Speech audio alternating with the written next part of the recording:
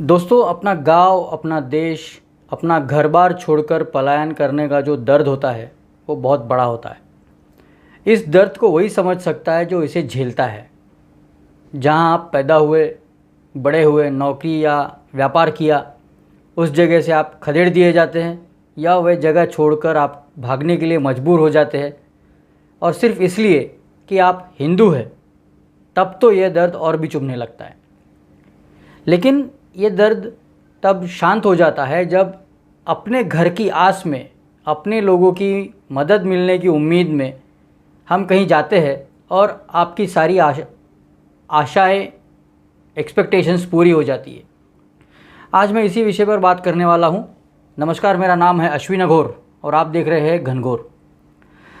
दोस्तों, भारत सरकार ने 1955 में बने नागरिकता कानून में संशोधन करके अफ़गानिस्तान, पाकिस्तान और बांग्लादेश जैसे जो पड़ोसी मुस्लिम देश है, वहाँ से 31 दिसंबर 2014 से पहले भारत में आए हुए हिंदू, सिख, बौद्ध, जैन और पारसी और क्रिश्चियन लोगों को भारत की नागरिकता देने का फैसला लिया है।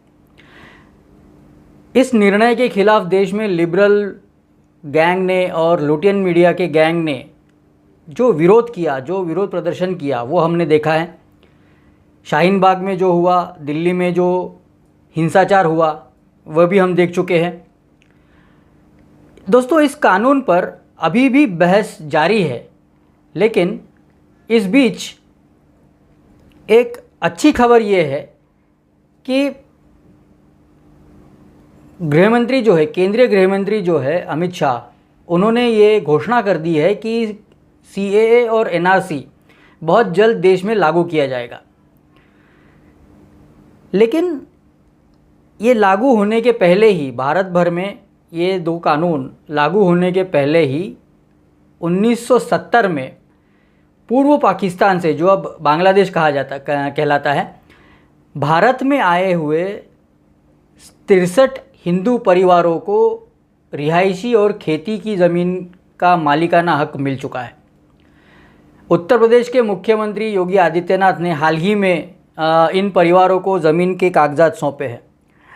दोस्तों, इन दिनों जब मुझे समय मिलता है, तब मैं देश में और दुनिया में चल रहे धर्मांतरण की जानकारी इकट्ठा करने की कोशिश करता हूँ, उसके बारे में जानकारी खोजता रहता हूँ। कल जब मैं ये जानकारी खोज रहा था, तब मेरी नज़र इस खबर पर पड़ी जो सिर्फ न्यूज़ नामक एक ऑनलाइन पत्रिका में छपी है। इसका लिंक मैं डिस्क्रिप्शन में दे रहा हूँ, आप वो जाकर वहाँ पढ़ सकते हैं। ये खबर पढ़कर मुझे बहुत अच्छा लगा, सुकून मिला कि देश में आज ऐसी सरकारें हैं जो हिंदुओं के बारे में सोचती है और उनके लिए काम करती है। उत्तर प्रदेश के मुख्यमंत्री योगी आदित्यनाथ ने कुछ महीनों पहले ये वादा किया था जनता से कि पड़ोसी इस्लामिक देशों में हो रहे अत्याचार की वजह से जो लोग हिंदुस्तान में आते हैं शरणार्थी बनकर, और जो उत्तर प्रदेश में आए हुए लोग हैं, उनको रहने के लिए ज़मीन, घर बनाने के लिए ज़मीन और खेती के लिए ज़मीन बहुत जल्द दी जाएगी। और उन्होंने मुख्यमंत्री आवास योजना का ऐलान किया। दोस्तों, ये जो ज़मीन है जो उत्तर प्रदेश की सरकार इन लोगों को दे रही है, वो दरअसल अतिक्रमण वाली ज़मीन है जिस पर जबरन कब्ज़ा कर लिया गया था। सरकारी ज़मीनों पर कब्ज़ा कर लिया गया था, एनक्रोचमेंट हो गया था। जो एनक्रोचमेंट हटा करके ज़मीनें छुड़वाई गई है, उस ज़मीन का, वैसे ज़मीनों का एक लैंड बैंक उत्तर प्रदेश में बना हुआ है। उसी में से इन लोगों को रहने के लिए, घर बनाने के लिए ज़मीनें दी जा रही है और खेती के लिए भी ज़मीनें दी जा रही है।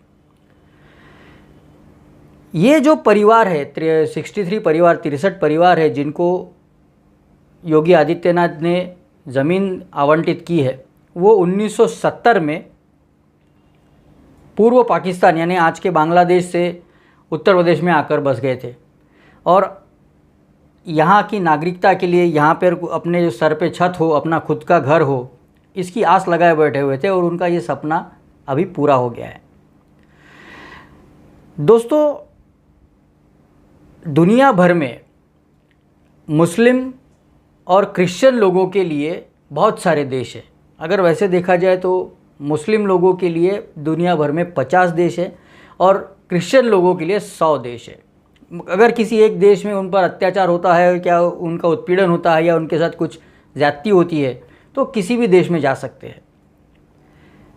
कुछ सालों पहले हमने देखा कि आईसिस के हिंसा के चलते, आईसिस के प्रॉब्लम के चलते सीरिया से जो मुस्लिम लोग देश छोड़कर गए थे वो सारे के सारे यूरोप में गए थे।